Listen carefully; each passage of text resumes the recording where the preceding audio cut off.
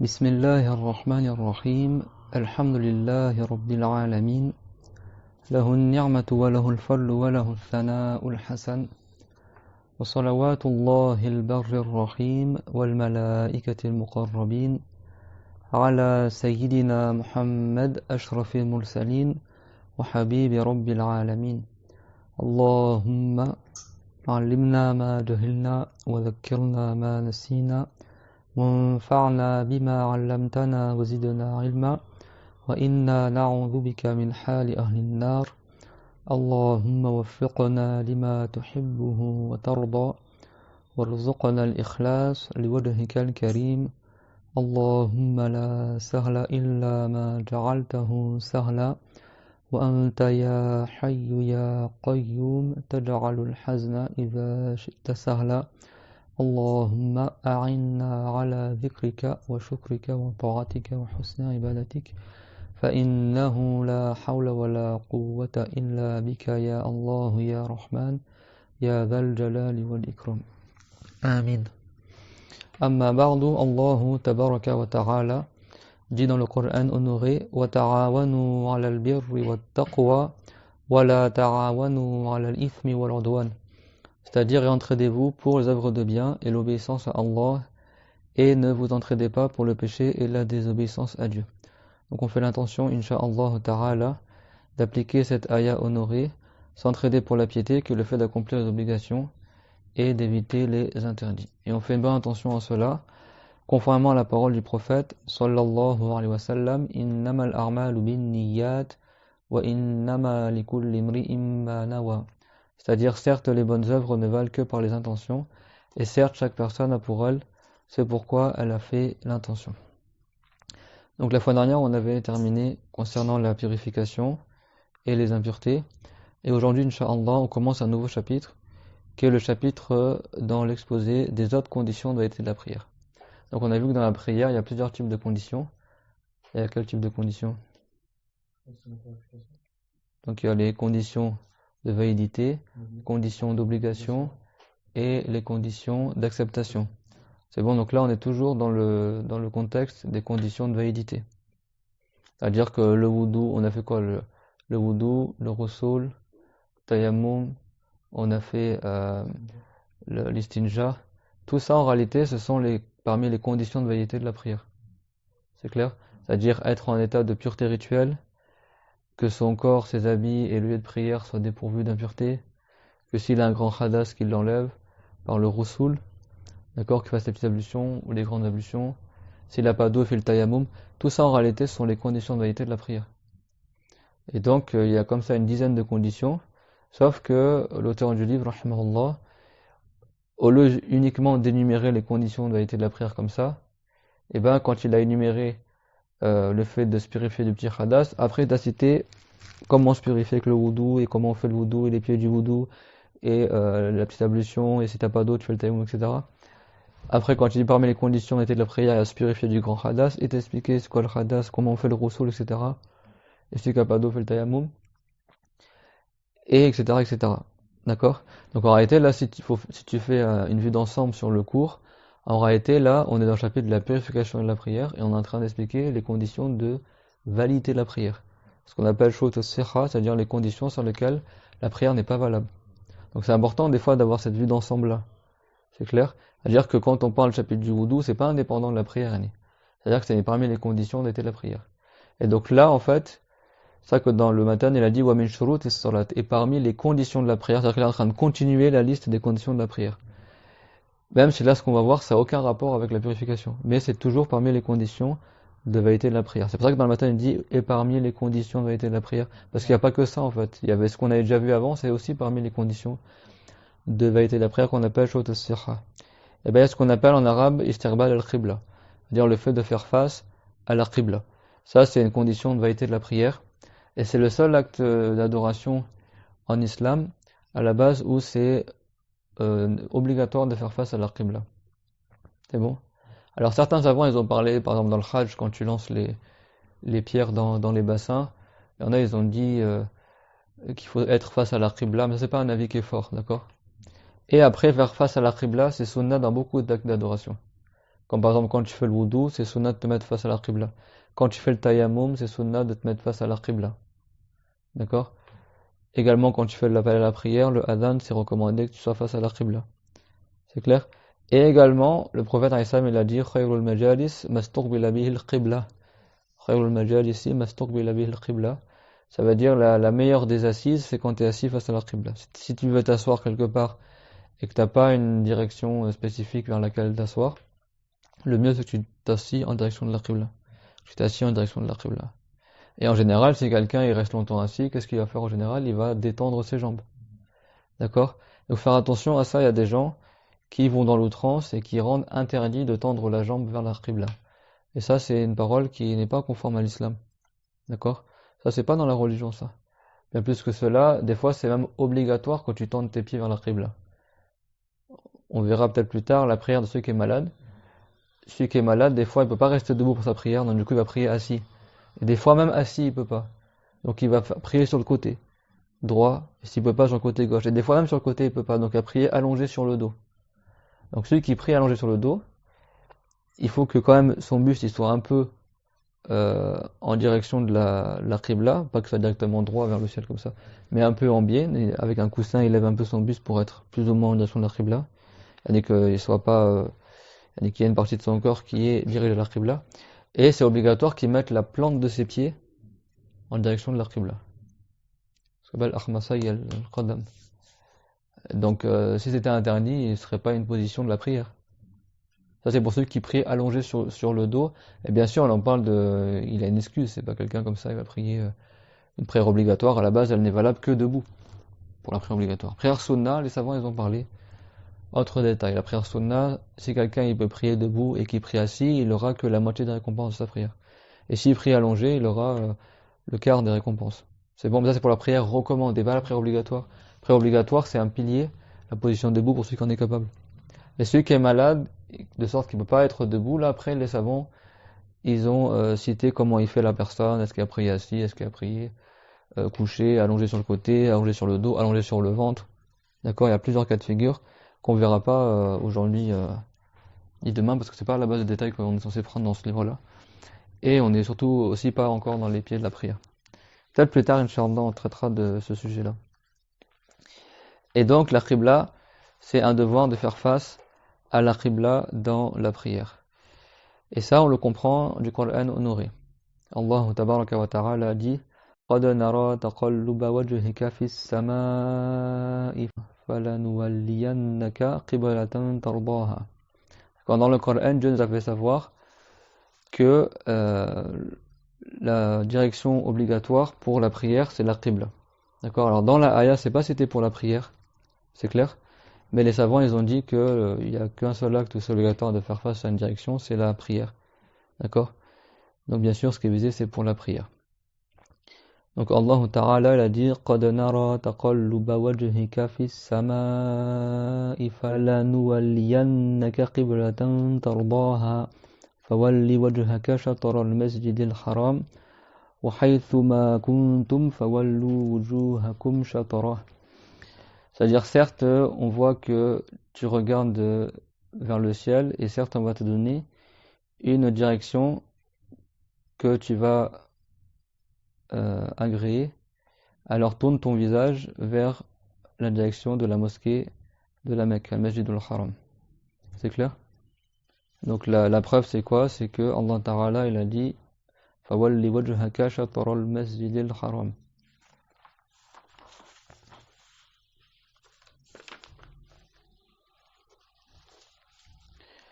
Et donc, Quand on parle de la Qibla ici, ça veut dire la Kaaba. D'accord? La Kaaba, et ce qui est visé par la Kaaba, c'est le bâtiment qui est existant aujourd'hui. Parce que la Kaaba avant était plus grande qu'aujourd'hui, dans le passé, dans les communautés antérieures. La Kaaba était plus grande et après elle a été détruite, reconstruite comme ça. D'accord? En 11 fois la Kaaba elle a été détruite et reconstruite. Et donc aujourd'hui la Kaaba que tu vois, qui est la Kaaba qui était à l'époque du prophète alayhi salam, eh ben elle est plus petite que ce qu'elle était dans le passé. Par exemple, près de la Kaaba, il y a quoi? Il y a ce qu'on appelle Hijru Ismail. D'accord? Hijru Ismail. Ça, à la base, ça faisait partie de la Kaaba. C'est l'arc de cercle en pierre qu'il y a autour. Il a été dit que le prophète Ismail, alayhi salam, il est enterré en dessous. C'est bon? Et malgré ça, on a le droit de prier au-dessus parce qu'il est enterré sous terre, mais loin. D'accord? Donc c'est pas interdit que la personne, elle marche par-dessus Vous savez que le Hijru Ismail, c'est là où il y a le mizab, la gouttière en or de la Kaaba. Et les Doras sont exaucés à ce niveau-là quand tu mets sous la gouttière en or. Et il y a des gens qui font la prière dans le Hijr. Moi, quand j'ai fait la Umrah, on est rentré à l'heure du Hijr et on a fait il y a tellement de monde que tu te retrouves plaqué contre la Kaaba. Et du coup, tu es sous la gouttière en or, tu fais des invocations, etc. Bien sûr, c'est Dieu qui accorde. Mais c'est un endroit béni, il y a des endroits qui sont bénis en islam, comme à cet endroit-là. Et il y en a des fois, quand il pleut aussi, ils essaient d'être en dessous pour que l'eau, parce que ça va sur la Kaaba, après ça tombe sur la personne. Et tu fais la prière dans le Hijr aussi. C'est un endroit qui est béni, il a été dit que le prophète Ismaïl, il est enterré en dessous. D'accord? Et donc cet endroit-là, on l'appelle Hijru Ismaïl. Donc c'est l'enceinte de Ismaïl, alayhi salam. Et cette enceinte-là, cet arc de cercle, avant, il faisait partie de la Kaaba. C'est pour ça que quand tu fais le tawaf dans le Hajj, c'est pas valable si tu tournes la Kaaba en passant entre la Kaaba et l'arc de cercle en pierre. Il faut que tu passes autour, tu fasses tout le tour. De toute façon, les Saoudiens, là-bas, ils ont mis des petites cordes, des petites chaînes à l'entrée du Hijr, de sorte que les gens, en général, ils ne peuvent pas passer comme ça directement. Des fois, ils ouvrent, des fois, ils ouvrent pas. C'est bon? Donc ça, c'est la Kaaba. En arabe, Kaaba, ça veut dire ce qui est d'une forme cubique. C'est bon, le Karb. Mukarab en arabe, c'est le cube. Et donc la Kaaba a été nommée Kaaba parce qu'elle a une forme de cube, de carré. C'est bon? Donc comme la Kaaba elle a été détruite plusieurs fois, reconstruite plusieurs fois, et ben le savant il spécifie bien que c'est la Kaaba, son volume qui est actuellement existant. Que ce soit aujourd'hui ou il y a plusieurs siècles en arrière. Elle est la Kaaba qui était à l'époque du prophète Mohammed sallallahu alayhi wa sallam. Parce qu'il a rapporté dans les hadiths sahih dans le Bukhari et Muslim que le prophète alayhi salam, après qu'il a fait la prière devant la Kaaba, il a dit hadhihi al-qibla. Il a dit c'est ça la qibla. C'est ça qu'on a dit que ce qu'il faisait c'est la Kaaba. Et qu'est-ce qu'il a montré le prophète? La qibla qui était la Kaaba qui était à l'époque du prophète alayhi salam.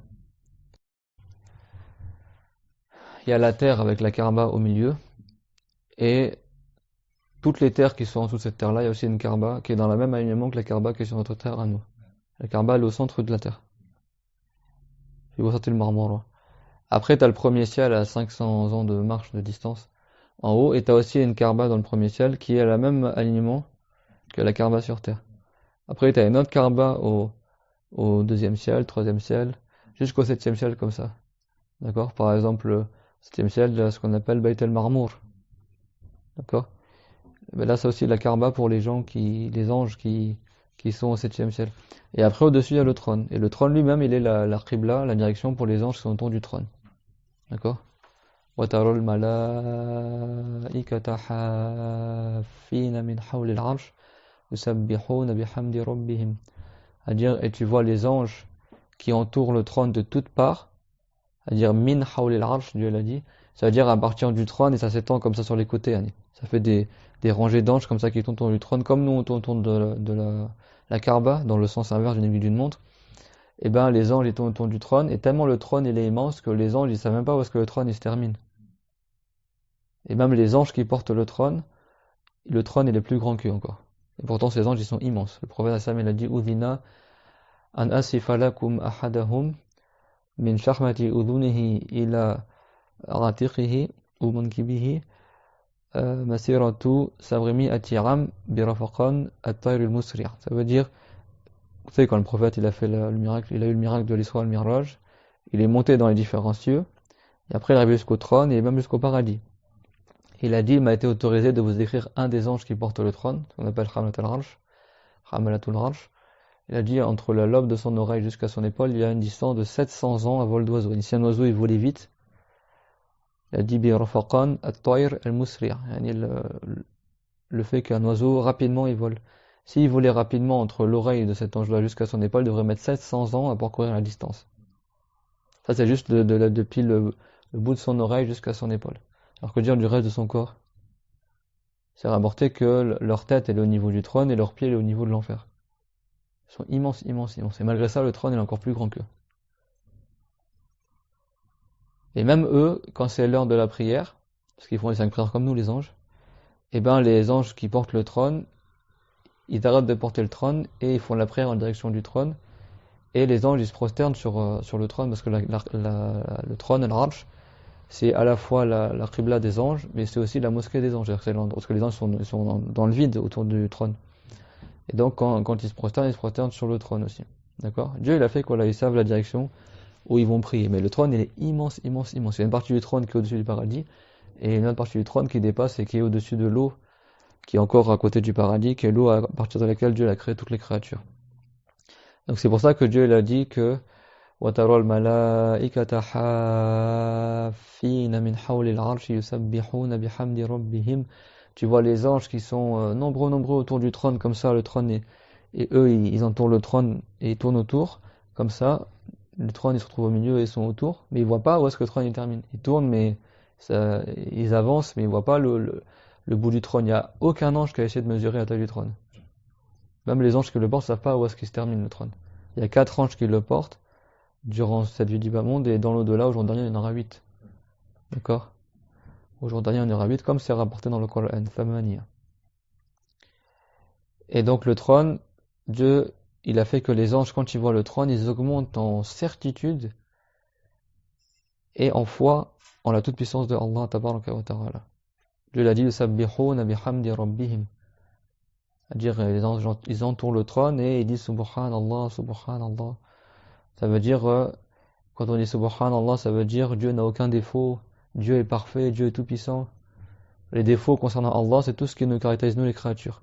Comme la couleur, la forme, la faiblesse, la maladie, le fait d'être sur terre ou dans le ciel, ou en haut, en bas, à droite, à gauche, d'être en mouvement, d'être immobile, d'être en contact avec une chose, d'être séparé d'une chose, de dormir, de mourir, d'avoir un début, d'avoir une fin, tout ce qui caractérise les créatures, ça c'est une faiblesse pour le Créateur. C'est bon, il y a des choses pour nous, c'est pas forcément un défaut, mais tout ce qui nous caractérise à nous les créatures, c'est un défaut pour Allah, parce que tout ce qui nous caractérise, c'est créé. Dieu n'est pas créé, donc il n'est pas concerné par les caractéristiques de ce qui est créé. Donc Dieu, c'est pas un corps qui serait sur le trône, ou sur terre, ou dans les cieux, ou partout. C'est pas un volume, c'est pas une lumière, c'est pas une âme, parce que même la lumière et l'âme, c'est un corps. Sauf que c'est un corps qui est insaisissable. C'est un volume unique à une taille particulière, une dimension particulière, mais qu'on ne peut pas palper. C'est clair, donc Dieu c'est pas une âme, c'est pas une lumière. Donc Dieu pourquoi il a créé le trône? Parce que d'un c'est le toit du paradis, c'est-à-dire qu'il n'y a pas de ciel au paradis, c'est le trône qui est au-dessus d'eux. Quand il lève la tête, il voit le trône qui est magnifique.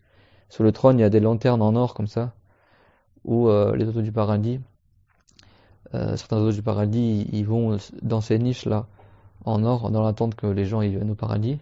C'est magnifique, le trône il est encore plus beau que le ciel du bas monde. D'accord? Comme le ciel du bas monde, on le voit de loin, il est dur, d'accord? Également le trône, c'est comme le ciel pour les gens du paradis, mais le trône il est beaucoup plus grand que le paradis.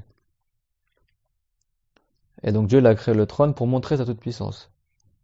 Comme ça les anges qui voient le trône, eux ils augmentent encore plus en foi et en certitude de la toute-puissance de Allah Tabaraka wa Ta'ala. Et ils font l'éloge de Allah Ta'ala. Yusabbihuna bihamdi rabbihim. Ils disent Subhanallah, Subhanallah. Leur foi et leur certitude augmentent encore plus. Tous les anges, ils sont musulmans, ils sont tous des saints. Alayhimus salam. Mais leur foi, elle augmente à chaque fois. Comme ça, ils voient le trône. Et ils sont encore plus convaincus de la toute-puissance de Allah. C'est pour ça que Dieu a créé le trône. Il l'a pas créé pour s'asseoir dessus, comme certains y prétendent, comme les gens du livre, par exemple. Dieu existait avant le trône. Wa huwa rabbul arshil karim, Dieu l'a dit. أفحسبتم أنما خلقناكم عبثا وأنكم إلينا لا ترجعون فتعالى الله الملك الحق لا إله إلا huwa rabbul arshil karim. D'accord, Dieu l'a dit, pensez-vous donc que nous avons créé pour rien et que vous ne reviendrez pas à notre jugement? Fata'ala Allah. Yani Dieu n'est pas du tout concerné par le fait de créer les choses pour rien. C'est-à-dire que Dieu, il crée toutes choses selon une sagesse. Il n'y a rien de ce qu'il crée qui a été créé sans raison. Absurdément non. D'accord? Et certes, on va revenir à son jugement. Donc, Fata'ala Allahul Malikul Haqq. Donc, Dieu est totalement exempt de créer les choses pour rien. Il n'est pas concerné par cela. Et il est Al-Malik, celui à qui toute chose appartient, et Al-Haqq, celui dont son existence est confirmée selon la raison, et son existence, elle est indéniable. La ilaha illahu, il n'y a pas d'autre Dieu que lui. Rabbul Arshil Karim, le Seigneur du trône honoré. C'est-à-dire que Dieu l'a créé le trône. D'accord? Et l'imam Ali, le plus savant des compagnons du prophète, alayhi salatu wassalam, le premier enfant qui est entré en islam à l'époque du prophète, alayhi salam, il a dit Inna Allah khalaqa al-arsha izharan li qudratihi wa lam yattakhidhu makanan li dhatihi. C'est-à-dire, certes, Dieu, il a créé le trône pour montrer sa toute-puissance et il n'a pas pris le trône comme un endroit pour lui-même. Parce que Dieu existait avant le trône et Dieu n'a pas besoin de l'endroit. D'accord? Et Dieu n'est pas un être humain. Comme il l'a dit le grand savant du Salaf, Abu Ja'far al-Tahawi, qui est décédé qui était vers la fin du 3e siècle de l'Hégire, il a dit وَمَنْ وَصَفَ اللَّهَ بِمَعْنَى مِنْ مَعَانِي الْبَشَرِ فَقَدْ كَفَرَ فَمَنْ أَبْصَرَ هَذَا اعْتَبَرَ وَمِثْلَ قَوْلِ الْكُفَّارِ انزَجَرَ وَعَرَفَ أَنَّهُ بِصِفَاتِهِ لَيْسَ كَالْبَشَرِ. Qu'est-ce qu'a dit l'imam al-Tahawi? Et ça, c'est un livre qui a plus de 1000 ans. C'est un savant du Salaf. Et tous les savants musulmans, ils sont unanimes que dans ce qu'il y a dans ce livre-là, c'est la croyance des musulmans. هذا ذكر بيان عقيدة أهل السنة والجماعة على مذهب فقهاء الملة. Abu Ja'far al-Tahawi, Ahmed ibn Salam al-Warraq, l'Égyptien, qu'est-ce qu'il a dit? Il a dit, ce livre-là, c'est la mention de la croyance de Ahl Sunnah wal Jama'a. Tout ce qui est dedans, c'est les sujets sur lesquels sont unanimes tous les savants musulmans. Et dans ce livre-là, il a dit وَمَنْ وَصَفَ اللَّهَ بِمَعْنَى مِنْ مَعَانِي الْبَشَرِ. Celui qui dit que Dieu, il aurait des significations, c'est-à-dire des attributs des humains, des caractéristiques de l'être humain, faqad kafar, il n'est pas musulman. Faman absara hadha i'tabar. Donc celui qui a vu ça, qui a compris ça, qui a su cela, il en tirera leçon. Wa mithli qawli al-kuffar inzajar. Et de ce qui est tel que la parole des non-musulmans, eh ben, il va se fuir de ça, il va pas rentrer dans ces paroles-là. Comme ceux qui disent que Dieu, il aurait un visage, des mains, il sera assis sur le trône, qui disent quasiment que Dieu c'est un homme. Et il y en a certains parmi des gens ignorants qui se prétendent musulmans, qui disent que, soi-disant, Dieu il ressemble à Adam. A'udhu billah. Ça c'est pas la croyance des musulmans, c'est la croyance des chrétiens ça. D'accord? C'est pas l'islam ça. Donc tous les savants sunnites sont unanimes sur ça. Celui qui attribue à Dieu une des significations des humains, en arabe, les attributs, on appelle ça des sens aussi, des marna. C'est bon? Ça veut dire des attributs ou des caractéristiques. Donc celui qui attribue à Allah un des sens, une des significations de l'être humain, il y a un des attributs de l'être humain, comme la position assise, comme la position debout, comme le fait de marcher, de descendre, de monter, de tomber malade, de dormir. Dieu l'a dit, la ta'khudhuhu sinatun wala naum. Dieu n'est pas pris par la somnolence ni par le sommeil. Donc dans le Coran, il y a des preuves détaillées qui disent que Dieu, il n'est pas comme l'être humain, que Dieu, il ne dort pas, que Dieu ne somnole pas, d'accord? Que Dieu, il ne meurt pas, etc. D'accord? Tawakkal al-hayy alladhi la yamut. D'accord? Donc il y a des preuves dans le Coran détaillées de la croyance. C'est pas comme certains ils pensent que c'est juste général dans la croyance islamique et on n'a pas le droit de détailler dans la croyance. Soit disant on dit juste Dieu, on l'imagine pas, il ne ressemble à rien. Et rien ne lui ressemble, mais on n'a pas le droit de détailler, soi-disant. Ils disent, pourquoi vous dites Dieu n'est pas un corps, ou Dieu n'a pas d'organes, etc. Ils disent ça c'est bidra, ça c'est faux ça. Non, c'est pas faux, c'est dans le Coran. La ta'khudhuhu sinatun wala naum. Ça c'est un exemple par exemple. Dieu n'est pas pris par le sommeil, ni la somnolence. Lam yalid wa lam yulad. Il n'a pas eu d'enfant, et il n'est pas l'enfant de quelqu'un d'autre. Wa lam yakul lahu kufuwan ahad. Il n'a aucun équivalent. Donc même dans le Coran, il y a des explications détaillées dans la croyance que Dieu n'est pas ainsi, ni ainsi, ni ainsi, que Dieu ne ressemble à rien du tout. فَلَا تَضْرِبُوا لِلَّهِ الْأَمْثَالِ. N'accordez pas des ressemblants à Allah. لَيْسَ كَمِثْلِهِ شَيْءٍ. D'accord? Il n'y a pas une chose qui est comme Allah. Il n'y a pas une chose qui est comme Allah subhanahu wa ta'ala. Et donc, l'imam Ali il a dit ça. Dieu a créé le trône pour montrer sa toute-puissance. C'est ça la croyance des musulmans, la croyance des gens du salaf. L'imam Ali, c'est la première personne du salaf. Lui, c'est le premier enfant qui entre en islam à l'époque du prophète Mohammed sallallahu alayhi wa sallam. Donc le trône, c'est aussi une qibla pour les anges qui font la prière autour du trône. Et c'est pour ça que les savants, ils ont dit, comme dans chaque ciel, il y a une Kaaba dans l'alignement de la Kaaba sur terre, et dans chaque terre aussi, bah, que la personne, elle prie un peu en direction du haut ou un peu en direction du bas, après elle reste valable. C'est pas une condition qu'elle soit, elle met un niveau pour qu'elle soit parallèle, non. Dans une montée, il va se retrouver à se diriger vers le ciel, ou dans une descente vers les terres d'en dessous. Mais après ça, c'est valable, parce que il va forcément tomber, si dans la direction de la Qibla, dans l'axe de la Qibla. Donc ça, c'est valable.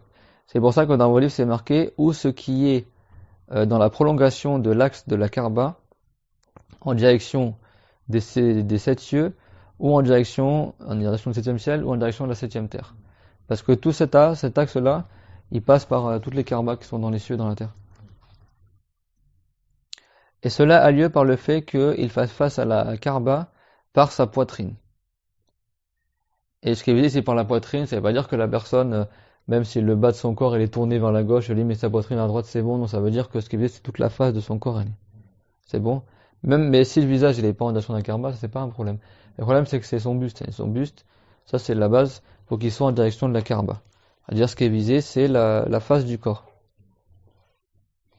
Et ça, bien sûr, c'est lorsqu'il est debout, assis. D'accord? Quand tu es debout ou assis, tu as ton buste en direction de la Kaaba. Mais quand tu es prosterné, ton buste est en direction du sol. Donc ça marche pas. Et également quand tu es incliné aussi. Alors, du coup, quand tu es prosterné ou incliné, là, ce qu'on prend en considération pour savoir ce que tu es dans la bonne direction, c'est la majeure partie de ton corps. Est-ce qu'il est dirigé globalement vers la Kaaba? C'est bon, mais quand tu es debout ou assis, il faut que tout ton torse soit en direction de la Kaaba. C'est-à-dire au point que si quelqu'un est pris à l'angle de la Kaaba, on parle de quelqu'un qui est devant la Kaaba, il est pris à l'angle de la Kaaba comme ça. Il y a l'angle ici, imaginons. De sorte qu'il y a la moitié de son corps qui est devant la Kaaba, et l'autre moitié de son corps, il n'est pas devant la Kaaba. Je parle pas, il est dirigé vers le centre de la Kaaba. C'est-à-dire qu'il est pris dans l'angle, mais il fait face au mur, en fait. Il est parallèle au mur. Donc après, il y a le mur qui se termine, là, l'angle. Lui, qu'est-ce qu'il a fait? Au lieu de viser le centre de la Kaaba, comme ça, il s'est mis devant le mur, là-bas c'est valable. Sauf que si tu es vraiment pile devant le mur, comme ça, parallèle au mur de la Kaaba, c'est obligatoire que l'ensemble de ton torse, ton corps, et tout ton corps, il faut qu'il soit dans la limite de la Kaaba. D'accord? Donc si lui, il se retrouve à l'angle de la Kaaba, fais pas en sorte qu'il ait coupé la personne, par exemple, tu as une partie de son corps qui est devant la Kaaba, et l'autre partie, elle n'est pas devant la Kaaba parce que le mur de la Kaaba s'est terminé. Non, dans ce cas-là, il se tourne comme ça vers la Kaaba. C'est clair? Donc, c'est-à-dire, même si une partie de son corps est en direction de la Kaaba et pas le reste, c'est pas valable. Bon, quand t'es chez toi, ça va pas se passer parce que t'es pas devant la Kaaba. Mais si t'es devant la Kaaba, si par exemple, il y a beaucoup de monde, tu te retrouves à l'angle de la Kaaba, et bah, tu te mets en biais, quoi. Tu fais en sorte de viser avec tout ton corps, avec tout ton corps. Par exemple, là, si je prends le téléphone, d'accord? Si lui, il se retrouve là, par exemple, il fait la prière là, c'est bon? Et ben, il va pas se mettre comme ça, de sorte que tu as une partie de son corps qui est là, et l'autre partie de son corps, elle est pas devant la Kaaba. Donc, il se retrouve à l'angle, au lieu de prier comme ça, il va prier comme ça. C'est bon? Comme ça, tout son corps, il est dirigé vers la Kaaba. Parce que normalement, la Kaaba, bien sûr, les gens, ils sont autour de la Kaaba. Comme un rond, quoi. C'est clair? Et la Kaaba, c'est une maison honorée. D'accord? C'est la première mosquée qui a été construite sur terre. Et c'est une mosquée qui est honorée par Allah tabaraka wa ta'ala. C'est clair? Et quand tu regardes la Kaaba, tu ressens la crainte. C'est-à-dire que même quand quelqu'un il fait la prière devant la Kaaba, normalement quand tu pries, c'est où que c'est recommandé de regarder? À l'endroit où tu te prosternes, au sol. Sauf quand tu es devant la Kaaba. Si tu pries devant la Kaaba, tu regardes la Kaaba. C'est bizarre au début quand tu le fais, parce que tu n'es pas habitué, tu vois. Et ça augmente la crainte dans la prière. Et il y a des invocations à dire quand tu vois la Kaaba et quand tu tournes autour de la Kaaba aussi. Et Zakaria al-Ansari, il a rapporté que parmi les invocations qui sont rapportées à dire quand tu es à côté de la Kaaba, tu dis Allahumma anta salam wa minka salam. C'est-à-dire, oh Allah, tu es as-salam, et c'est de toi que vient le salam. C'est-à-dire, quand on dit Allah, il est as-salam, ça veut dire, après, Zakaria al-Ansari, dans son livre Fath al-Wahhab, il a expliqué après la Doura. Et il a dit as-salam wa salimu min kulli naqsin wa aib. C'est as-salam, quand on parle de Allah, qu'on l'appelle as-salam, c'est-à-dire celui qui n'a aucun défaut ni imperfection. Et le défaut, c'est ce qu'on a expliqué tout à l'heure, l'attribut des créatures. Et as-salam de la part de Allah, ça veut dire la préservation, la protection. D'accord? Donc c'est Dieu qui crée la protection, mais Dieu, il est as-salam. C'est clair? Salimu min kulli naqsin wa aib. Tu peux appeler quelqu'un salam, mais ça va pas être dans le même sens que Allah, bien sûr. Le mot salam, il a plusieurs sens. Comme beaucoup de mots en arabe, ils ont plusieurs sens. Et donc la Kaaba, c'est une maison honorée, c'est la première maison qui a été construite sur terre, c'est-à-dire la première maison de culte, d'accord, le lieu de culte. Inna awwala baytin wudi'a lin-nasi lalladhi bi Bakkata mubarakan wa hudan lil alamin. Quand Dieu l'a dit Inna awwala baytin wudi'a lin-nasi lalladhi bi Bakkata mubarakan wa hudan lil alamin. C'est-à-dire certes la première maison qui a été mise sur terre, la première maison comme lieu de culte qui a été mise sur terre, c'est certes celle qui est à Bekka. Bekka, c'est le deuxième nom de la Mecque. La Mecque, on la surnomme Ummul Qura, la mère de tous les villages, la mère des villes, quoi. C'est la meilleure ville, vous savez que la Mecque, c'est le meilleur pays au monde, selon le jugement de Allah. Et également, on l'appelle Mecca et Bakka. Yani Mecque et Bek. D'accord, Bakka et Makka. En français, hein, je parle, mais bon, en arabe, c'est Bekka ou Makka. C'est écrit pareil, sauf que tu mets un bas à la place du mim. Et dans le Coran, Allah Ta'ala, il a nommé la Mecque Bakka. Lalladhi Bakkata mubarakan wa hudan lil alamin. C'est certes la maison qui est à Bekka, qui est bénie, et qui est une bonne guidance pour tous les mondes, toutes les créatures. Parce que c'est la direction pour la prière. Et tous les prophètes, ils ont pris en direction de la Kaaba. Tous les musulmans du monde, depuis l'époque de Adam jusqu'à aujourd'hui, ils ont pris en direction de la Kaaba. Ah bon, la Kaaba, elle était là à l'époque de Adam? Oui, parce que c'est Adam qui a construit la Kaaba pour la première fois. Même si elle a été redétruite, reconstruite, etc. Mais à la base, la toute première fois qu'elle a été construite, c'était par notre maître Adam alayhi salam. Et avant même que la ville de la Mecque elle existe, etc. Et après, 40 ans après, il a construit la mosquée de Jérusalem. Et ça, c'est une preuve que l'islam, c'est la première religion qui existe sur Terre. Et donc, c'est aussi une bonne guidance pour les gens parce que c'est ce vers le quoi ils se dirigent pour faire la prière. Ce vers lequel ils se dirigent pour faire la prière. Ça les guide, quoi. Ils savent où est-ce qu'il faut aller quand ils font la prière. Donc c'est étonnant après tout ça qu'il y a des gens en France ou ailleurs construisent des mosquées et la mosquée elle est mal dirigée. Parce qu'il y a des gens qu'est-ce qu'ils font des fois ils habitent dans des pays par exemple au Maghreb ou en Indonésie ou ailleurs où dans leur pays la direction de la Kaaba elle est par exemple à l'est. Par exemple tous les pays du Maghreb tout ça est pris vers l'est. Et il y a beaucoup d'entre eux quand ils déménagent en France, ceux qui n'ont pas appris parmi eux qu'est-ce qu'ils font? Quand ils font une salle de prière ou une mosquée, ils la dirigent à l'est comme quand ils sont au pays. Sauf que l'Afrique par rapport à la Mecque, c'est à l'est. Mais la France par rapport à la Mecque, c'est au nord. Donc si tu es au nord de la Mecque, faut que tu te diriges au sud. Donc la mosquée, il faudrait que toutes les mosquées en France soient au moins dirigées vers le sud.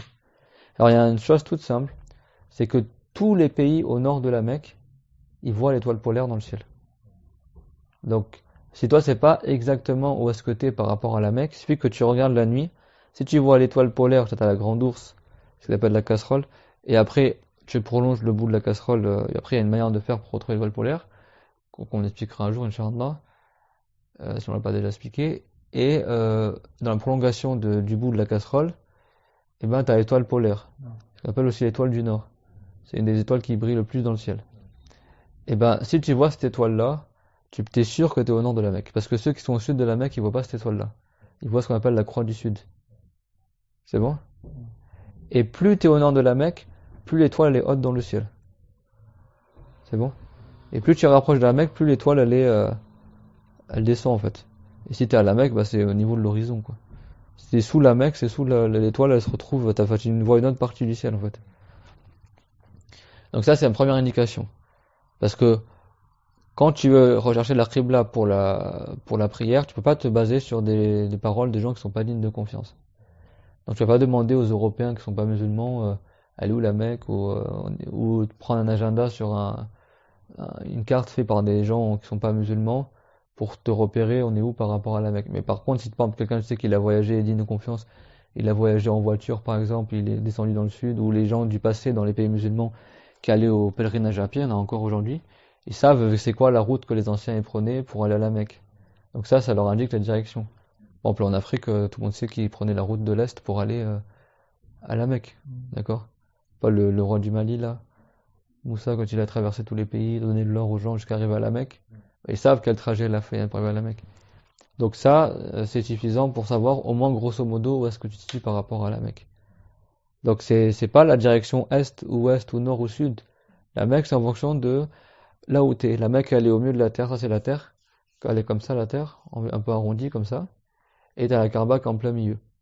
Et du coup, les gens, ils se dirigent, chacun où il est, ils se dirigent. Ceux qui sont au sud, ils dirigent vers le nord. Ceux qui sont au nord, ils dirigent vers le sud. Ceux qui sont à l'est, ils dirigent vers l'ouest. Ceux qui sont à l'ouest, ils dirigent vers l'est. D'accord? Donc après, si tu changes ta position géographique, bah, faut que tu réadaptes ta direction pour la prière. Ça, beaucoup de gens maintenant, ils le savent plus. Et même moi, il y a une époque où je vais dans une autre ville, dans le sud de la France, où la mosquée a été dirigée comme au Maroc. Et j'avais un ami qui a la mosquée. Après, quand il a vu que la mosquée elle est dirigée totalement à l'opposé de la Mecque, Annie, et ben, il est plus allé à la mosquée. Il y a des gens qui venaient le voir. Pourquoi tu viens plus à la mosquée, etc. Ben, il leur a cité les ayats. Il a dit, mais dans le Coran, c'est marqué de prier en direction de la Mecque. Votre mosquée, elle est dirigée vers la Russie. C'est pas la Qibla. D'accord?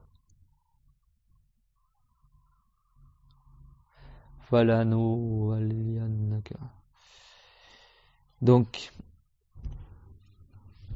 c'est pour ça que c'est un devoir de faire face à la Qibla, qui est donc la Kaaba. C'est bon pour tout le monde? Et donc, si la personne était sur une montagne ou au fond d'un puits, de sorte que ici, c'est pas une condition que il va. Par exemple, s'il est sur une montagne, donc forcément, il va prier dirigé vers le haut.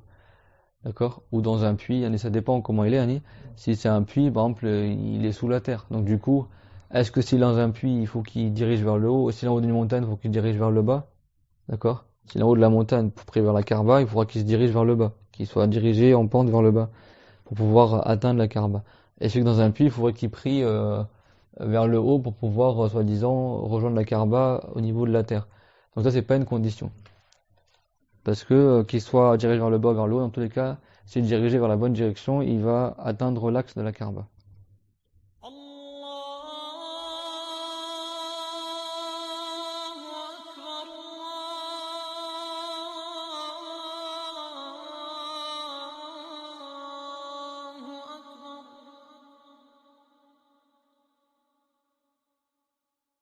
الله